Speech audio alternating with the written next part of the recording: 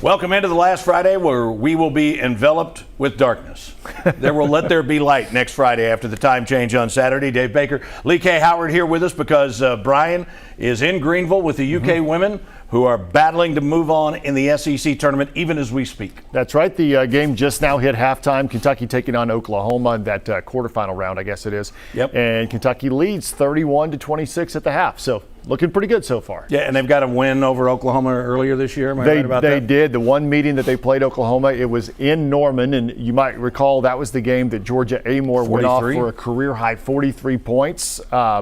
She's having a pretty good game today. I don't think she's going to hit 43, but you know, I guess anytime you go into a game that you know you can beat the opponent, that's always a plus. So, yeah, still a half to play there. And earlier today, the game before this one, South Carolina beat Vanderbilt. So, of course, if Kentucky were to get the win, they get that rematch tomorrow afternoon with South Carolina. And they've played South Carolina about as well as anybody. You know, they're not South Carolina's not perfect this year, but I think twice by 12 or something like that. I mean, and they've been a tough bunch to handle. So we'll keep you updated on that.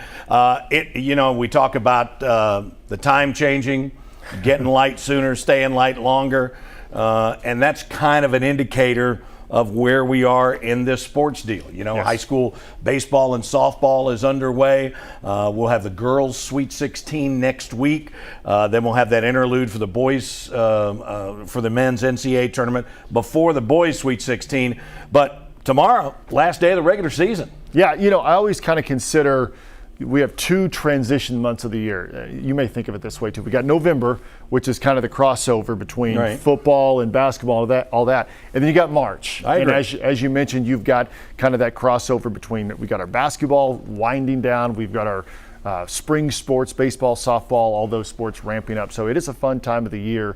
I move it up a little bit in the fall. I started that transition in October. Okay, that's true. Well, you know, because Midnight Madness is the 10th or the 11th or something like that. And so, you know, it's when it really gets cranked up. But yeah, but it's fun. I mean, like you said, we have the Sweet 16, the girls' Sweet 16 at Rupp Arena next week. And then unlike many years, this hasn't happened in 10 years, but there's a week between the girls and the boys' Sweet 16 because, of course, Rupp Arena is hosting the first and second round of the NCAA tournament this year. So much basketball happening in Lexington from high school. Except for tonight. Which is so random. Which is really weird. It's so odd. I can't think of another time, and I've been here almost 15 years, where we have a Friday night in March without a single boys basketball game in the area. In fact, I think there are only 2 boys basketball games in the state today, and they're both in Louisville. There are some girls basketball games around this state, but none in central Kentucky. So it's an odd Friday night in March. And that's because of that break.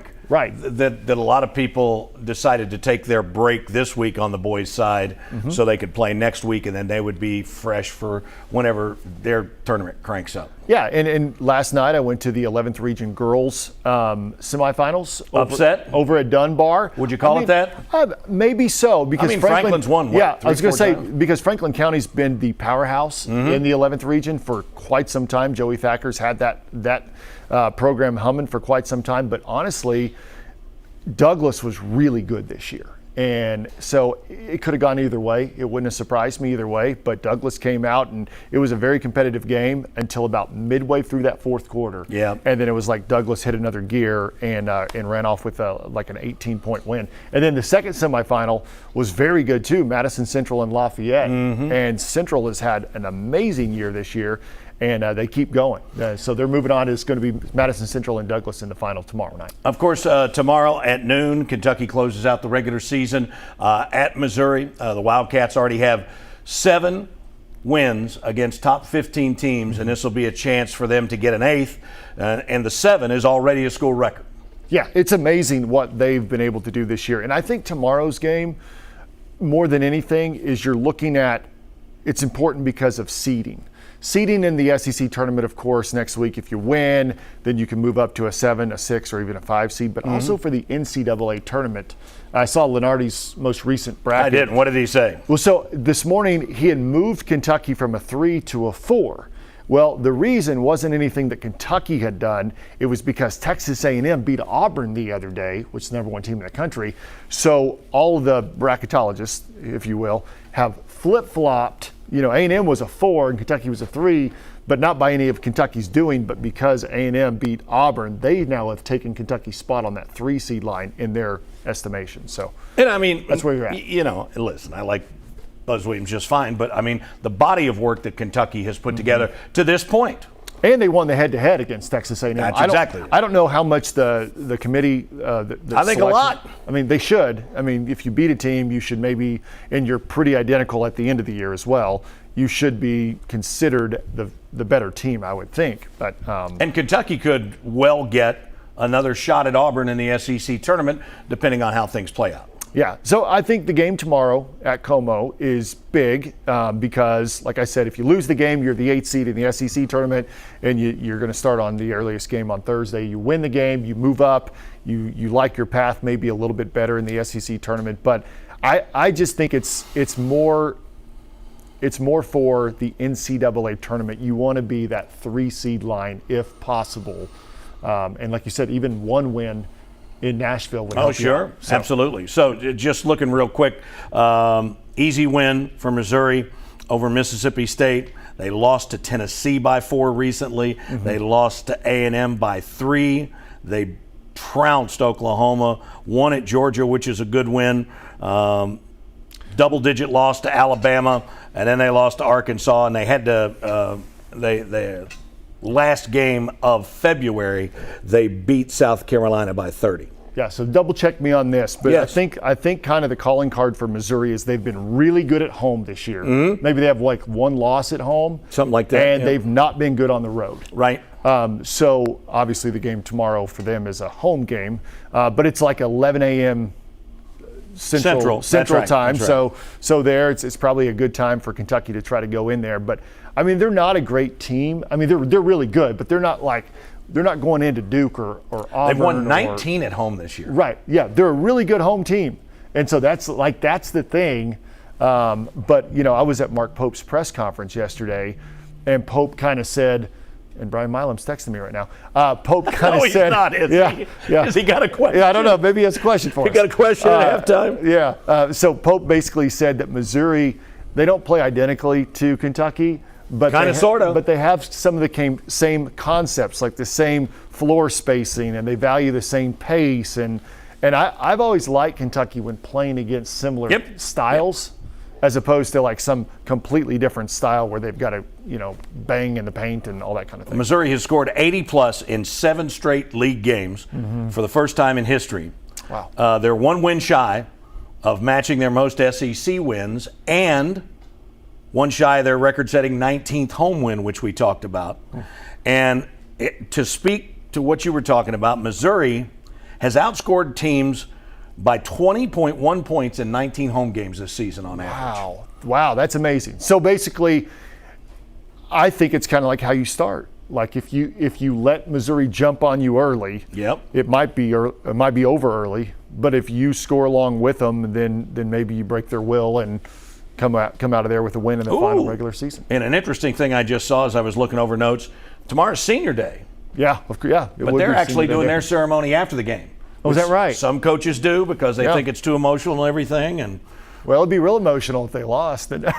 Right. The emotions would be different. But, I think this is a game and I think Kentucky is the underdog by a couple of points. 3.5. Okay. Latest. Yeah, that makes sense. But I think that's probably just because it's a home game at Missouri.